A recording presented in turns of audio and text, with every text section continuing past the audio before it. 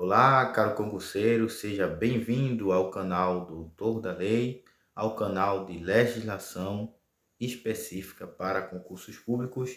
Eu sou o professor Silas Ventura, sou advogado e leciono neste canal sobre legislação específica para concursos. E neste momento nós iremos dar início à nossa primeira aula sobre a Lei Orgânica do município de Balneário Camboriú, em Santa Catarina. Mas antes de iniciarmos, eu queria pedir a você que ainda não é inscrito nesse canal, que possa estar se inscrevendo, deixando o seu like, seu comentário e também compartilhando com amigo. Esta aula, esta lei orgânica, ela está sendo cobrada no edital do concurso público que saiu recentemente para a EMASA, né? A empresa de abastecimento de Balneário Camboriú. Então, nós iremos estudar esta lei, né? Não toda a lei, mas os principais pontos da lei, iremos comentar aqui na medida do possível, tá certo? Então, vamos lá, sem mais delongas, ao nosso primeiro artigo, né? Eu estou pulando aqui o preâmbulo, né, da lei, porque não é tão relevante, não tem uma relevância para fins de aplicação de prova. Então, nós iremos direto para o artigo 1º da nossa lei. Antes de lermos o artigo 1º, é importante destacar aqui que uma lei orgânica, ela tem a função, né, basicamente, como se fosse de uma Constituição municipal. Nós sabemos que existe a Constituição Federal, que é a Carta Magna, né, Federal, que é o principal conjunto, né, conjunto de normas, né, que regem o país, né, o Brasil. E existe também a Constituição Estadual, que é a Carta Magna, digamos assim, que rege, né, os estados, né? Mas, no caso dos municípios, não há uma Constituição municipal. Então, é aí onde entra a chamada lei orgânica. Mas, na prática, se você for observar, uma boa parte das normas da Constituição Federal e da Constituição Estadual, elas são meio que reproduzidas ou repetidas na lei orgânica, tá certo? Então, quando eu falo de lei orgânica municipal ou lei orgânica do município, eu estou me referindo a um conjunto de normas que rege, que trata sobre direitos e obrigações dentro do âmbito municipal e que tem, de certa forma, se parece, né, com uma Constituição federal ou estadual, ok? Então, entendido isto, nós iremos para a leitura do artigo 1º, o título 1 desta lei orgânica, que trata sobre os fundos da organização municipal. O artigo 1º diz que o município de Balneário Camboriú integra a União Indissolúvel da República Federativa do Brasil e tem como fundamentos. Então, este artigo 1º, ele vem trazendo aí, né, como vocês podem ver, sobre os fundamentos, né, que fundamentam, no caso, o município. Mas veja que antes ele trata sobre uma característica, né, do município, digamos assim, que está no caput do artigo 1º, que é o fato de ele integrar a união indissolúvel. Vou grifar aqui para ficar melhor. União indissolúvel da República Federativa do Brasil. O que significa união indissolúvel? Veja, o Brasil, né, o nosso estado brasileiro, ele possui a forma de federação, tá certo? Ou seja, são vários estados que se unem e formam a federação. Então, por isso que se diz república federativa, ok? Porque tem a forma de federação.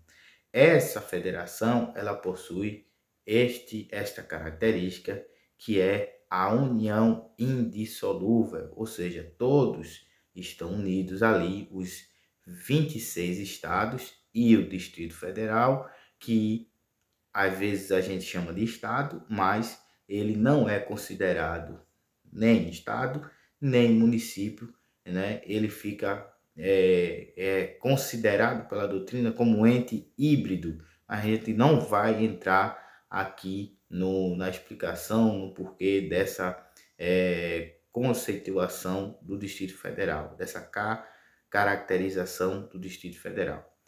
Mas, digamos que a junção de todos esses entes, também chamados de entes federativos, eles formam essa união indissolúvel. Indissolúvel vem de não poder dissolver, né? De não dissolver ou não se dividir, tá certo? Ou seja, uma vez formada, né, a federação, né, que é a união de 27 estados, né, vamos classificar assim, chamar aqui só para entender melhor o Distrito Federal como estado. Então, uma vez formada a união dos 27 estados, não se pode um desses estados se dividir, tá certo? Da mesma forma, os municípios formam os estados e os municípios também não podem de forma, digamos assim, espontânea, né, por sua livre vontade, querer se dividir dos estados e, nesse caso, formar outro município ou outro estado, tá certo? E, da mesma forma, os estados, né, estados chamados estados-membros, né, ou entes federativos, não podem se dividir do país Brasil e formar outro país, entendeu? Então, a união indissolúvel dá a entender essa questão de que nem os municípios podem se dividir para formar outro município ou outro estado, ou até mesmo outro país, e também os estados não podem se dividirem para formar outro país. É possível isso acontecer dentro das normas, né, do ordenamento jurídico brasileiro? Sim, é possível, mas para que isso venha a acontecer, é necessário que haja um processo bem burocrático, que já é um assunto para outra aula, tá certo? Para que isso venha a acontecer. Temos um exemplo disso já na história, não de município, mas de estado, né, que foi no caso do Pará, onde uma vez, em determinado momento, quiseram dividir-se, né, o estado do Pará em duas partes ali, e parece que até fizeram referendo para ver, ou foi plebiscito para ver a consulta da população, e depois desistiram da ideia em dividir o estado em duas partes para formar outro estado, no caso brasileiro, né? Então, depois viram que existiam vários problemas, várias situações, e que não foi possível isso acontecer. Depois você pesquisa aí, você vai ver essa história que aconteceu no estado do Pará, ok?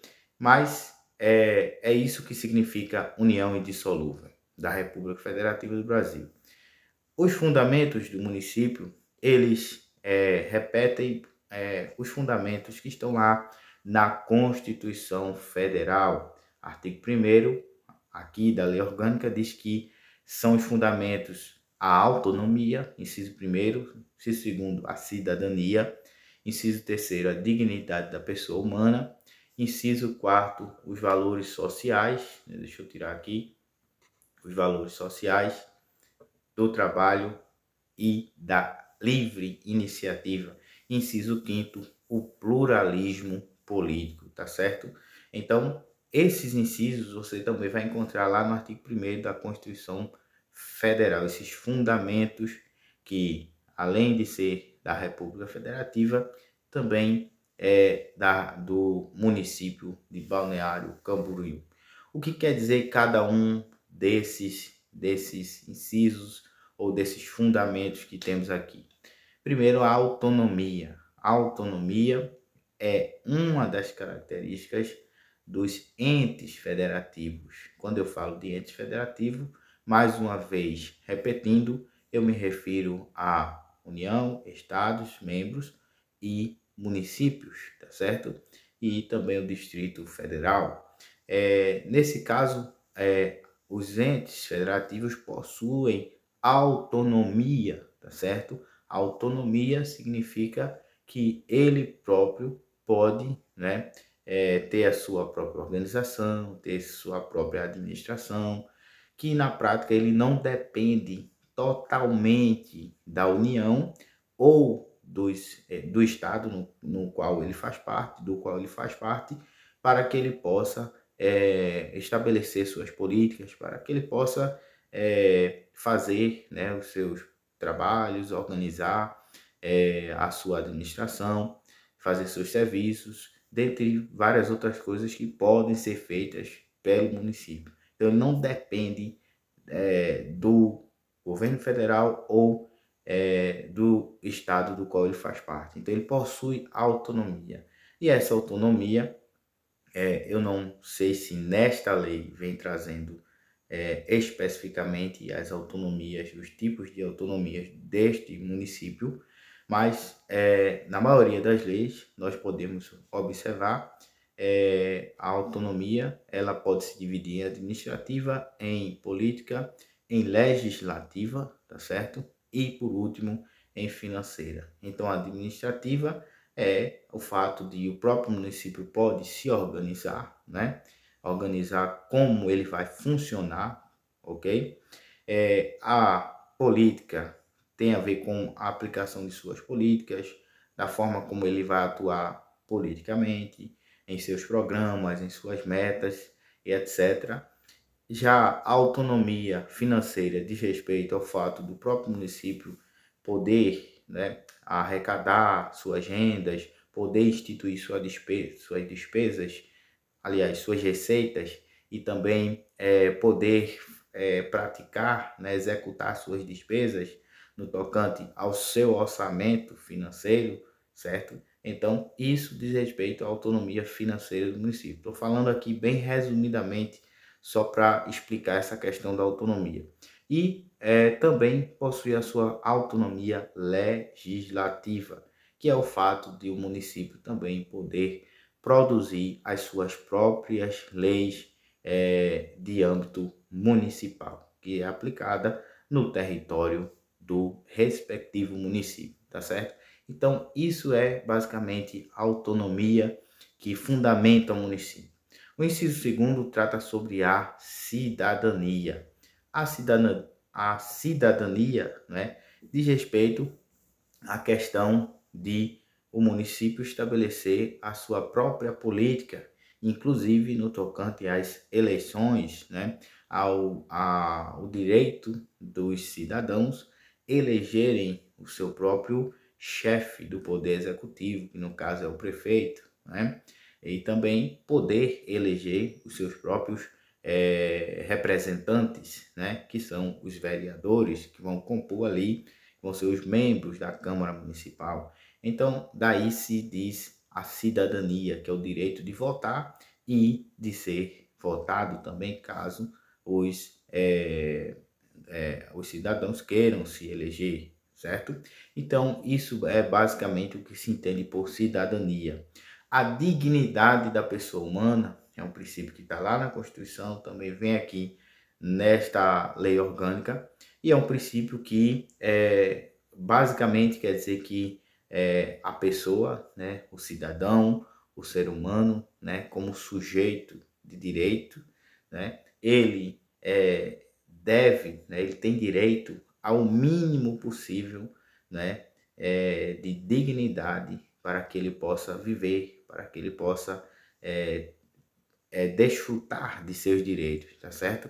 Então, dignidade da pessoa humana é um tema bastante amplo, né, que pode ser exemplificado em várias situações, em vários pontos da sociedade, né? Então a gente pode aqui citar várias situações, como a questão do salário mínimo, né? Que é o fato de ter o mínimo possível para ter a sua subsistência, né? A questão dentro do âmbito municipal dos direitos sociais, dos direitos de moradias, né? Do direito à educação, né? A questão da gratuidade da justiça, gratuidade dos serviços que são oferecidos pelos municípios, ou pelo município, ou pelos estados, né? Ou pela própria União. Então, tudo isso diz respeito à valorização da dignidade da pessoa humana, considerando que há pessoas que não têm condições, né? Que são consideradas hipossuficientes, que são aquelas pessoas consideradas pobres perante a lei, né? Então, veja quantas coisas eu já citei aqui em relação à dignidade da pessoa humana, tá certo? Então, tem várias situações como valores sociais, que está lá no artigo 6º da Constituição, que a gente pode trazer aqui como exemplo, né? Valores também trabalhistas, que estão no artigo 7º, e também alguns direitos que estão no próprio artigo 5º, né? Que da Constituição Federal, certo? Então, são exemplos de dignidade da pessoa humana, ok? Temos o quarto, né? Eu estou sendo breve porque se a gente for realmente exemplificar, a gente perde muito tempo num inciso só. Então, o inciso quarto trata sobre os valores sociais do trabalho e da livre iniciativa, né? Isso fala da valorização, né, que o próprio Estado dá, né, ao trabalho, a questão do trabalho e a questão do empreendedorismo. Quando se trata de livre iniciativa, fala de que qualquer pessoa ela é livre, né, para iniciar um trabalho, para iniciar uma forma de arrecadar, né, determinada quantia, determinado valor, e para que a partir dali ele possa sobreviver, né, com aquela iniciativa, tá certo? Então, isso fala do empreendedorismo, né, do fato de ser valorizado essa questão. Então, qualquer pessoa pode, né, desde que seja lícito, é claro, né, começar um trabalho, né, chegar numa esquina, colocar, por exemplo, uma barraca, colocar uma tenda, né, ou então ir na feira vender, ou então, como hoje nós já temos muito isso, né, trabalhar por meio da internet, né, vendendo, ou oferecendo qualquer tipo de coisa que seja que tenha uma demanda e que venha gerar ali um lucro para aquele cidadão. Então, isso é um direito que todos têm e que não precisa necessariamente que haja uma autorização ou muita coisa muita burocracia para que a pessoa possa ter, né, usufruir, desfrutar desse direito de ter a sua própria renda pelo seu próprio trabalho, certo? Em quinto lugar, nós temos a questão do pluralismo político, tá certo? Esse pluralismo político, a gente vai ver mais especificamente tratando sobre isso, lá no artigo 14, né, da Constituição, 14 a 17 da Constituição Federal. Veja que eu estou citando a Constituição Federal como exemplo, porque esse é um assunto que está praticamente repetindo, né, o que está na Constituição Federal. Então, pluralismo político tem a ver com pluralismo no tocante às ideias políticas, né? A permissão da existência ao mesmo tempo de várias ideias políticas, né, ao mesmo tempo. Então, isso diz respeito ao pluralismo político, tá certo? Então, nós temos vários partidos, né? Temos vários grupos, né, políticos em que um tem uma ideia, um defende tal pauta, outro defende outra pauta, né? E que isso é saudável, né? Isso é importante para a questão de um governo, né? De uma democracia, como se diz ter no Brasil, tá certo? Então, terminamos aqui esses 5 fundamentos do município e que também são fundamentos da República Federativa do Brasil, que estão lá no artigo 1º também da Constituição Federal.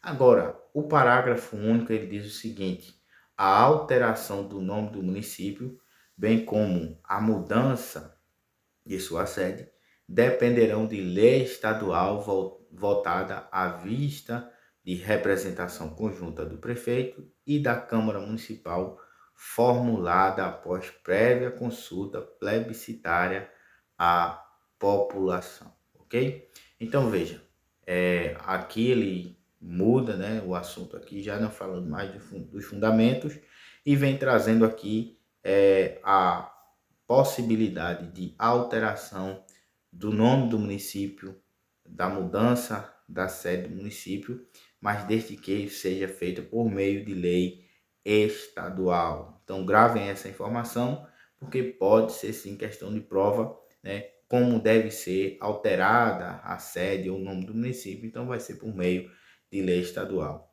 Além disso, é importante observar que aqui, né, nos traz aqui o fato de ter, né, da obrigação de ter consulta prévia, né, após prévia consulta plebiscitária. Cuidado para não confundir plebiscitária com publicitária, tá certo? Publicitária de publicidade, de anúncio.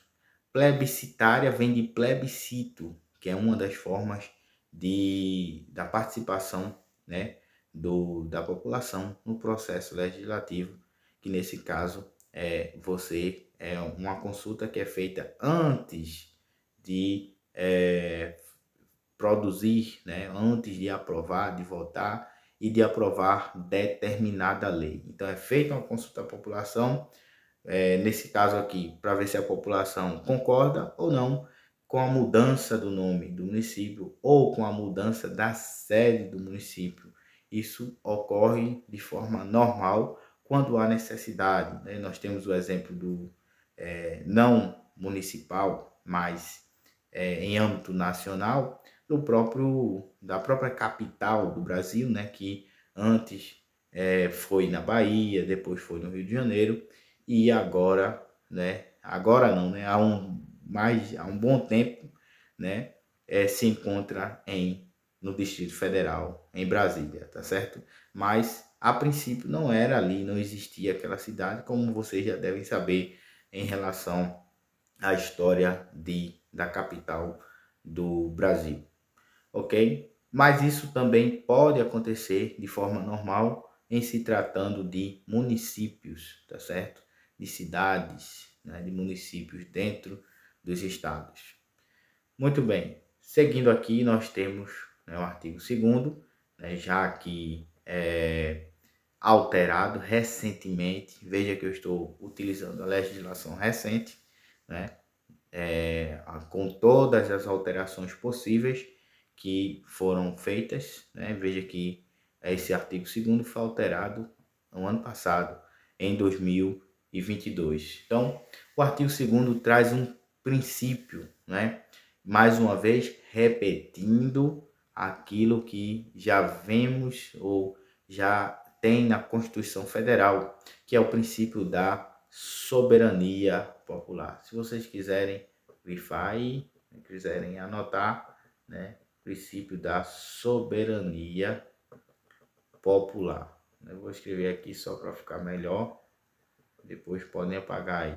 Então, o artigo 2º diz: todo poder emana do povo, que o exerce por meio de seus representantes eleitos diretamente, nos termos da Constituição Federal, da Constituição Estadual e desta lei orgânica, e nos termos da lei mediante. Aí vem mais uma vez, que eu estou falando mais uma vez, porque eu já acabei de citar aquelas formas de participação da população no processo legislativo, na elaboração das leis. Então, uma forma de expressar o poder do povo ou a vontade do povo na elaboração das leis por meio dessas 3 formas que temos aí, o plebiscito, o referendo e a iniciativa popular, tá certo? Então, o plebiscito, como já falei, antes de ser aprovada determinada lei, né, é feita uma consulta à população. E aí a população é quem vai dizer se aprova ou não aquela lei. Em segundo lugar, temos o referendo, que é justamente o oposto do plebiscito. Né? É fácil entender porque é o oposto do plebiscito.